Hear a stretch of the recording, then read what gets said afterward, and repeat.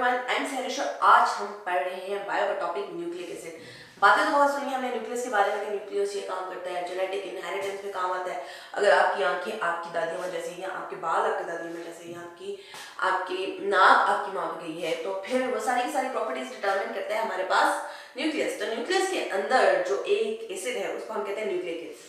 तो सबसे पहले एक हमारे पास जर्मन साहबजादे थे जिनका नाम था मिशर।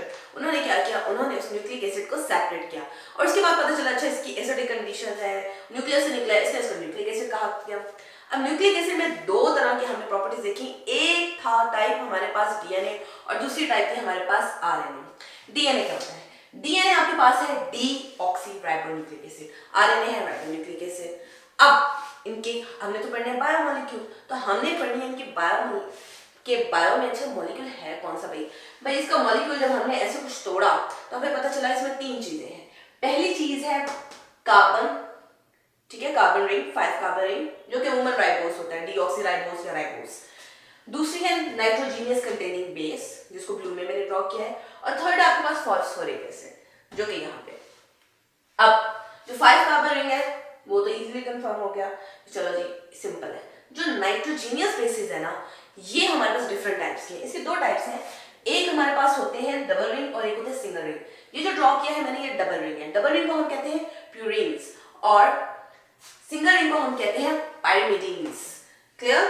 जो प्यूरिन है उनके दो नाम हैं, दो आगे फर्दर टाइप्स हैं, एडेनिन एंड गुआनिन, और सिंगल के आपके पास है साइटोसिन, थायमिन एंड यूरेसिल।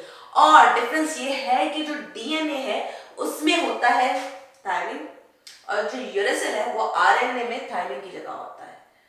ठीक है, मतलब ऑप्शन है यार थायमिन होगा या फिर यूरेसिल प्रेजेंट होगा। उसके बाद अगर स्ट्रक्चर को देखें तो स्ट्रक्चर को हम देखते हैं तो हमने देखा अच्छा बना कैसे, थोड़ा मुश्किल लगता है लेकिन मुश्किल नहीं है। अगर आपके 5 फिंगर्स आप उसको ऐसे कंसीडर करते हो, जो आपकी फर्स्ट फिंगर है इस पे अटैच है आपके पास नाइट्रोजीनियस बेस, और ये जो लास्ट फिंगर है इस पे अटैच है आपके पास आपका फॉस्फेट ग्रुप। अब जो फॉस्फेट ग्रुप है ना ये हाई एनर्जी मॉलिक्यूल है। एटीपी के बारे में सुना होगा आपने कि वो एनर्जी पैकेट है, एनर्जी रिलीज करता है जब उसके बॉन्ड टूटते हैं। तो यहाँ पे भी ऐसे है, ये है हाई एनर्जी गिविंग मॉलिक्यूल। अगर आप इसके बॉन्ड देखो तो इसके बॉन्ड्स को कुछ इस तरह से ड्रॉ किया गया है।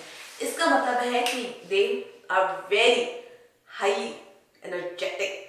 ठीक है, तो ये था हमारे पास सिंपल सा न्यूक्लिक एसिड का एक मॉलिक्यूल। क्लियर?